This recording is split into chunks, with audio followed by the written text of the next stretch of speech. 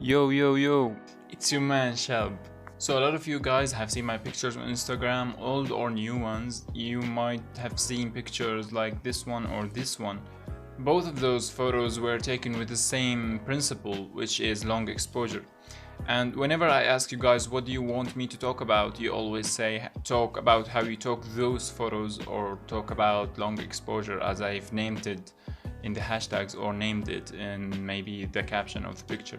And I thought and I thought and I thought, and I came up with this conclusion that I can't explain the long exposure unless I first explain what exposure is. And therefore this video is an introduction to 3 video series that talks about the 3 most important things in photography, which are ISO, aperture and shutter speed. Now, the videos will be about 5 minutes short, I hope. I'll try to make each video as short as possible, but those 3 things allows you to take full control of the picture you are taking. And if you want to take full advantage of your mobile camera or the camera you are using right now, if it's a DSLR or digital camera, you have to learn those things. They are the very super basics. They allow you to get the best out of your mobile phone. They allow you to take advantage of the environment around you, or they allow you to take good pictures in harsh light situations or bad light situations.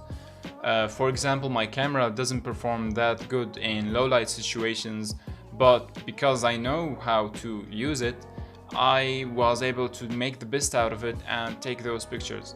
Another reason why you want to watch this series is because you want to avoid bad pictures. By bad pictures, I mean blurry images, overexposed images, underexposed images, noisy pictures, and out of focus pictures.